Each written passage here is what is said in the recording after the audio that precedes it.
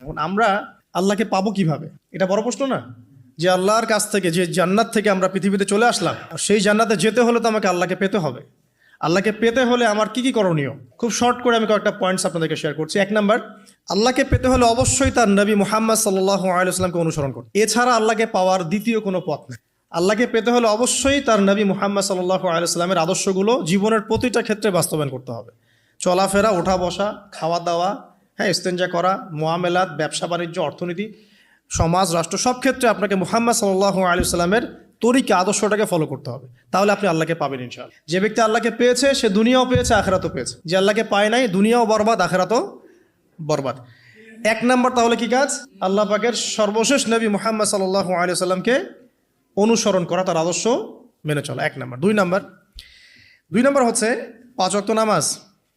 আল্লাহকে পেতে হলে নামাজ লাগবে। নামাজ নাই, আল্লাহ নাই। ওয়াস্তাঈনু বিস-সাবরি ওয়াস-সালাহ, তোমরা সবর এবং সালাতের মধ্য দিয়ে আল্লাহর সাহায্য প্রার্থনা করো। আমরা এই জন্যই নামাজে বলি ইয়াকা না'বুদু ওয়া ইয়াকা নাস্তাঈন, আমরা শুধু আপনারই ইবাদত করি এবং আপনার কাছেই সাহায্য প্রার্থনা করি। তো আল্লাহকে পেতে হলে নামাজের কোনো বিকল্প নাই। আল্লাহকে পাওয়ার তৃতীয় একটা মাধ্যম বলে দিই আমি, সওম বা রোজা রাখা। অল্প সময় গুটিয়ে নিচ্ছি, সওম বা রোজা রাখা। রোজা কেন আল্লাহকে পাওয়ার মাধ্যম জানেন? কারণ রোজা রাখা অবস্থায় আমরা কিন্তু গোপনে পানাহার করি না, করি? আমরা রোজা রেখেছি, গোপনে কিন্তু পানি খেতে পারি, কেউ দেখবে না। গোসল করছেন, আপনি পানি খেতে পারেন, কেউ দেখবে? দেখবে না। লুকিয়ে লুকিয়ে আপনি কিন্তু খাবার খেতে পারেন, কেউ দেখবে না, বাসায় কেউ নাই দেখার, কিন্তু আপনি খান না। আপনি সবর করেন, সহ্য করেন, একদম সূর্যাস্তের সময় গিয়ে আপনি ইফতার করেন। এই যে কাজটা আপনি কেন করেন? কারণ আপনি ফিল করেন যে আল্লাহ আপনাকে দেখছেন। কেউ আপনাকে দেখুক না দেখুক, আল্লাহ আপনাকে দেখছেন। এটাই হচ্ছে ইহসান, এটাই হচ্ছে আল্লাহ পাকের মারিফতকে উপলব্ধি করা। আল্লাহ রাসূল সাল্লাল্লাহু আলাইহি ওয়াসাল্লাম বলেছেন, ইহসান হচ্ছে আন তা'বুদাল্লাহা কাআন্নাকা তারাহ, তুমি এমনভাবে আল্লাহর ইবাদত করবে যেন তুমি আল্লাহকে দেখছো। ওয়া ইল্লাম তাকুন তারাহু ফাইন্নাহু ইয়ারাক, তুমি আল্লাহকে দেখতে না পারলেও বিশ্বাস করবে আল্লাহ তোমাকে দেখছেন। তো এটা রোজা রাখলে উপলব্ধি হয় না যে আল্লাহ আমাকে দেখছেন? এটা হচ্ছে আল্লাহকে পাওয়ার মাধ্যম। এই জন্য রমাজানের রোজা অবশ্যই রাখবো ইনশাআল্লাহ। পাশাপাশি এই যে সোমবার, বৃহস্পতিবার বা এই যে মাসের 3 দিন আইয়ামে বীজের সওম আছে, 13, 14, 15, আরাফার সওম, আশুরার সওম বা নফল সওম, এগুলো রাখার অভ্যাস করলে আল্লাহকে পাওয়া যাবে ইনশাআল্লাহ তাআলা। আল্লাহ পাক আমাদেরকে বেশি বেশি সওম রাখার তৌফিক দান করুন। এবং আমাকে, আপনাদের সবাইকে বিগত জীবনে আমরা যারা বিভিন্ন সময় সওম রাখি নাই বা রাখতে পারি নাই, বা বিভিন্ন সালাত পড়ি নাই, পড়তে পারি নাই, এগুলোকে হিসেব করে আদায় করার তৌফিক আল্লাহ পাক দান করুন, আমিন। 4 নাম্বার একটা মাধ্যম বলে দিই আল্লাহকে পাওয়ার, সেটা হলো তিলাওয়াতে কোরআন। কোরআন তেলাওয়াত যে যত বেশি করবে, অর্থ উপলব্ধি করে পড়বে, সে আল্লাহ পাককে চাক্ষুষ পাবে ইনশাআল্লাহ। মানে আল্লাহ রাব্বুল আলামিন একটা চিঠি দিয়েছেন, মনে করেন আপনাকে, আপনার একজন, কথার কথা এক্সাম্পল দিচ্ছি, যে আপনার কোনো একজন বন্ধু আছে অনেক দূরের কোনো দেশে, তা আপনি তাকে দেখেনও নাই, আপনি তাকে চিনেনও, মানে আপনি তার চেহারা দেখেন নাই, তাকে চিনেন না, তার সাথে যোগাযোগের মাধ্যম হচ্ছে আপনার চিঠি বা মেসেজ, ঠিক আছে? এখন সে আপনাকে কিছু মেসেজ পাঠালো, এই মেসেজের মধ্যে সে কিছু ইনস্ট্রাকশন দিয়েছে যে এইগুলো করতে হবে, এগুলো করতে হবে, বা আপনার প্রতি ভালোবাসার ইজহার করছে। এখন এই মেসেজটা যদি আপনি পড়তে পারেন, তাহলে আপনি আপনার বন্ধুর সাথে একটা কানেকশন তৈরি করলেন না? বুঝতে পারছি না? আচ্ছা, এখন সমস্যা হচ্ছে কি, আমরা ওই মেসেজটা পড়তেই পারি না। আমরা তো কোরআনটা পড়তেই জানি না, তাহলে মেসেজটা পাবো কীভাবে? আর যারা পড়তে জানি সেই ভাষাটা বুঝি না। এখন ওই বন্ধু মনে করেন চিঠি লিখেছে বাংলা ভাষায়, আর আপনি বাংলা পড়তে জানেন না, তাহলে কি পারবেন উপলব্ধি করতে তার মনের ভাব, সেই বন্ধুর আবেগ, ভালোবাসা, প্রেম আপনি কি উপলব্ধি করতে পারবেন? লিখেছে সে উর্দু দিয়ে বা ইংরেজিতে, আপনি ইংরেজি বোঝেন না, ইংরেজি লিখতে পারেন না, তাহলে কি আপনি তার চিঠি বুঝতে পারবেন? এখন আমরা যেহেতু আরবি বুঝি না, এই কারণে কোরআনের মধ্যে কি বলেছেন আল্লাহ রাব্বুল আলামিন আমরা উপলব্ধি করতে পারছি না। আমি কি বুঝাতে পারছি? তো কোরআন শুধুমাত্র তিলাওয়াত করা যথেষ্ট নয়। তিলাওয়াত করলে আপনি প্রত্যেক হরফে 10 নেকি পাবেন, কোনো সমস্যা নাই, কিন্তু ওই মেসেজটাকে উপলব্ধি করতে হলে আপনার অর্থটা জানতে হবে। অর্থ জানলে পরে আপনি দেখবেন আল্লাহকে আপনি চাক্ষুষ সামনে পাচ্ছেন ইনশাআল্লাহ তাআলা। আপনি হতাশ হয়েছেন, হতাশা দূর করার জন্য সূরা আছে কোরআনে। বিপদে পড়েছেন, বিপদ দূর করার সূরা আছে কোরআনে। আপনার রিজিকের সমস্যা কাটানোর সূরা কোরআনে আছে। কোনো হাজতের প্রয়োজন, সূরা ইয়াসিন, হাজতের সূরা চলে আসে। অসুস্থ হয়েছেন, শেফার সূরা কোরআনে আছে। বা কাউকে জিন টোনা করা হয়েছে, বান টোনা করা হয়েছে, ওর শেফাও কোরআনে আছে। এমন কোনো বিষয় নাই যেটা আল্লাহ রাব্বুল আলামিন কোরআনের মধ্যে নাজিল করেন নাই। ব্যবসা করতে চান, কোরআন কথা বলবে, ঠিক আছে? আপনি সামাজিক বিষয়ে ডিল করতে চান, সূরা হুজুরাত কথা বলবে। আপনি ইতিহাস ভালোবাসেন, কোরআনে ইতিহাস দিয়ে ভর্তি করা আছে। আপনি কাব্য ভালোবাসেন, কবিতা পড়তে ভালোবাসেন, কোরআনের মধ্যে কবিতা দিয়েও ভর্তি আছে। আর রহমান আল্লামাল কোরআন খালাকাল ইনসান, এখানে ছন্দ আছে না? প্রত্যেকটা ছন্দ, ওয়ান নাজমি ইযা হাওয়া মা দাল্লা সাহিবুকুম ওয়া মা গাওয়া ওয়া মা ইয়ানতিকু আনিল হাওয়া, ছন্দ আছে না? আপনি উপন্যাস ভালোবাসেন, কোরআনে অনেক উপন্যাস আছে, পড়ে দেখেন, যা চান তাই পাবেন কোরআনে। এক কথায় আপনি আল্লাহকে পাবেন কোরআনের মধ্য দিয়ে। তো কোরআনের সাথে যার সম্পর্ক যত বেশি, আল্লাহর মারেফত সে তত বেশি পাবে ইনশাআল্লাহু আজ্জা ওয়া জাল্লা। 4টা বলেছি না? 5 নম্বর হচ্ছে হজ ওমরা করা। হজ ওমরা আল্লাহ পাক আমাদের সবাইকে বেশি বেশি করার তৌফিক দেখ। হজ এবং ওমরা এমন কিছু কাজ আছে যে কাজগুলো সরাসরি আপনার সাথে আল্লাহ পাকে কানেকশন করাবে। আরাফার মাঠে যাবেন, ওই মাঠে কি কিয়ামত হবে না? আল্লাহকে চিনতে পারবেন এখানেই। তারপরে যে সাই করেন না, সাফা মারওয়া সাই করে, ওখানে গেলে আপনি বুঝতে পারবেন যে কিভাবে ইসমাইল আলাইহিস সালামকে পানি দেওয়ার জন্য তার মা হাজারা এখানে দৌড়দৌড়ি করেছেন। বাইতুল্লাহ দেখবেন, আপনি চিনবেন যে আল্লাহর তাওহীদ কি জিনিস। চোখে দেখার সাথে সাথেই আপনার ভিতরে এমন একটা ফিলিংস আসবে যেটা ভাষায় প্রকাশ করা যাবে না। চোখে দেখার সাথে সাথেই এমন একটা ফিলিংস আসবে, আপনাকে আমি এটা ভাষায় প্রকাশ করে বোঝাতে পারবো না।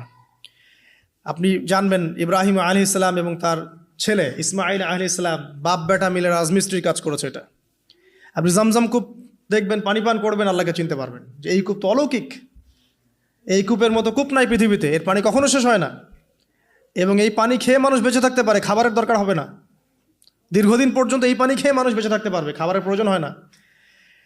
তো এই পানির মধ্যে এমন কিছু উপাদান আছে যেটা মানুষের শরীরের রোগগুলোকে শেফা দিয়ে দিবে ইনশাআল্লাহ তাআলা আল্লাহর হুকুমে।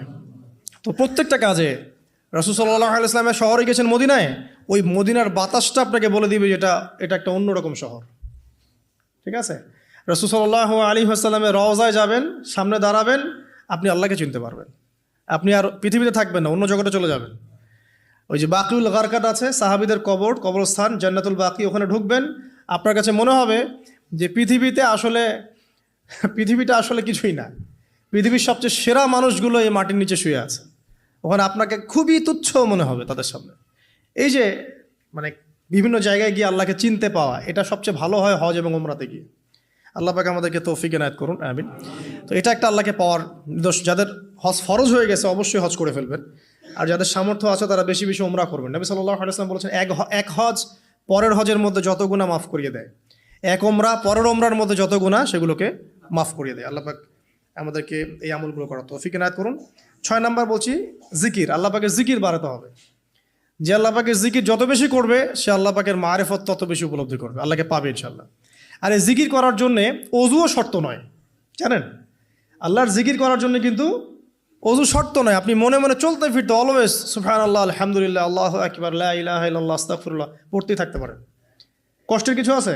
খালি জবান চলবে। মাঠে কাজ করছেন, ওই যে লাঙল দিয়ে কাজ করছেন, সেচ দিচ্ছেন, আপনি পড়তে থাকবেন আস্তাগফিরুল্লাহ ওয়া আতুবু ইলাইহি, লা হাওলা ওয়ালা কুওয়াতা ইল্লা বিল্লাহ, সুবহানাল্লাহ, আলহামদুলিল্লাহ, লা ইলাহা ইল্লাল্লাহ, আল্লাহু আকবার। কোনো সমস্যা নেই। রান্না বান্না করছে মেয়েরা, এটা করতে করতে পড়তে পারবে না? গাড়ি ড্রাইভ করতে করতে আপনি পড়তে পারবেন লা ইলাহা ইল্লাল্লাহ ওয়াহদাহু লা শারীকা লাহু, লাহুল মুলকু ওয়া লাহুল হামদু ওয়া হুয়া আলা কুল্লি শাইইন কাদির। যে কোনো কাজ করতে করতেই ইল্লাল ইস্তেনজা বাদ দিয়ে। ইস্তেনজা কি জিনিস? প্রসাব পায়খানা। এই সময় এগুলো মুখ দিয়ে বলবেন না, দরকার নাই। আপনি এরপরে যে সময়গুলো আছে এগুলোতে আপনি জিকির বাড়াবেন। যে যত বেশি জিকির করবে তার কলব তত বেশি পরিচ্ছন্ন হবে। যার কলব যত পরিচ্ছন্ন, আল্লাহর নূর তার কলবে তত বেশি আসবে, সে আল্লাহ পাকে তত কাছে পাবে ইনশাআল্লাহু আজ্জা ওয়া জাল। 7 নাম্বার দোয়া ইস্তেগফার বাড়িয়ে দেয়া। আল্লাহর কাছে বেশি বেশি দোয়া করতে হবে। দোয়া বাড়িয়ে দেন। দোয়ার জন্য হুজুর ডাকতে হবে না, দোয়ার জন্য আমাকে ডেকে বাসায় খাওয়ানোরও দরকার নেই আপনার। দোয়ার জন্য আপনি যথেষ্ট। নামাজে দাঁড়ান, নামাজের সেজদায় দোয়া করেন, নফল নামাজ পড়েন, নফল নামাজের সেজদায় দোয়া করেন, নামাজের পরে হাত তুলে দোয়া করেন প্রয়োজনে, নামাজে সালাম ফেরানোর আগে দোয়া করেন, যে কোনো ভালো কাজ করেছেন তারপর দোয়া করেন। ঠিক আছে? কোরআন তেলাওয়াত করলেন, দোয়া করেন, তাহাজ্জুদের ওয়াক্তে দোয়া করেন, বৃষ্টি পড়ছে তখন দোয়া করেন। ঠিক আছে? মানে দোয়া কবুলের মোমেন্ট, সময়গুলো, আজান হয়েছে, আজান ইকামতের মাঝখানে দোয়া করেন। এই যে এখন খুতবা হচ্ছে, এই সময় দোয়া করেন, দোয়া কবুল হবে। দিনই মজলিসে বসেছেন, দোয়া করেন, দোয়া করতে থাকেন মনে মনে। যত বেশি আপনি দোয়া করতে পারবেন আল্লাহর কাছে, ইনশাআল্লাহ আল্লাহকে আপনি তত কাছে পাবেন ইনশাআল্লাহ। এটা আল্লাহকে পাওয়ার অন্যতম মাধ্যম। এবং ইস্তেগফার মানে কি? তওবা করা। আস্তাগফিরুল্লাহাল্লাযী লা ইলাহা ইল্লা হুয়াল হাইয়ুল কাইয়ুম ওয়া আতুবু ইলাইহি। এটা বেশি বেশি পড়বেন। দিনে কমপক্ষে 70 বার বা 100 বার পড়ার চেষ্টা করবেন। আল্লাহ পাক তৌফিক দান করুন। কয়টা বলেছি ভাই? 7টা। আচ্ছা, 8 নাম্বার হচ্ছে সদকা করা। সদকা, দান সদাকা আল্লাহর কাছে খুব বেশি পছন্দের। দান সৎকা করার জন্য সম্পদ লাগে না, আমার কথা শোনেন। দান সৎকা করার জন্য সম্পদ লাগে না, কলিজা লাগে, মন লাগে। বহু বড় বড় মানুষ আছে দান সৎকা করতে পারে না, কোটিপতি, জাকাত দেয় না, আছে না? আর বহু গরিব মানুষ ভ্যান চালায়, কৃষিকাজ করে, দেখবেন 100 টাকা দান করে দিল। মন থাকতে হয়, মন, কলিজা বড় থাকতে হয়। তো যাদের কলিজা বড়, মন বড়, তারা দান সৎকা করতে পারবে ইনশাআল্লাহ। আর যার মন বড়, সেখানেই তো আল্লাহ নূর আসবে। সংক্ষিপ্ত মনে কি, সংকীর্ণ মন আল্লাহ নূর কোত্থেকে আসবে? কথা বুঝতে পারে নাই? তো দান সৎকা বাড়ান। আপনি 1 টাকা দান করেন, 5 টাকা দান করেন, হালাল রিজিক থেকে 1 টাকা দান করেন, সেটা আল্লাহর কাছে অনেক বেশি পছন্দের। একটা হাদিসে নবী সাল্লাল্লাহু আলাইহি ওয়াসাল্লাম বলেছেন, হালাল উপার্জন থেকে আল্লাহর বান্দারা যখন একটা খেজুরও দান করে, আল্লাহ পাক সেই একটা খেজুরকে আস্তে আস্তে বড় করতে থাকেন, বড় করতে থাকেন, বড় করতে থাকেন। এটা এক পর্যায়ে পাহাড়ের সমান হয়ে যায়। কিয়ামতের মাঠে মানুষ তার দান এবং সদাকার যে ছায়া, এই ছায়ার নিচে অবস্থান করবে। আপনার বিপদ হয়েছে, দান সৎকা করেন, বিপদ দূর হয়ে যাবে ইনশাআল্লাহ। জটিল কোনো রোগ হয়েছে, কোনো ডাক্তার ট্রিটমেন্ট করতে পারছে না, সৎকা করেন, রোগ ভালো হয়ে যেতে পারে ইনশাআল্লাহ। সৎকার ব্যাপক ফজিলত আছে। সদাকা, দান সদাকা, দোয়া, এগুলো তাকদিরের যে বিপদ আপদগুলো আছে না, ঝুলে আছে, আমাদের তাকদিরে বিপদ আছে না অনেক, এগুলোকেও সরিয়ে দিতে পারে।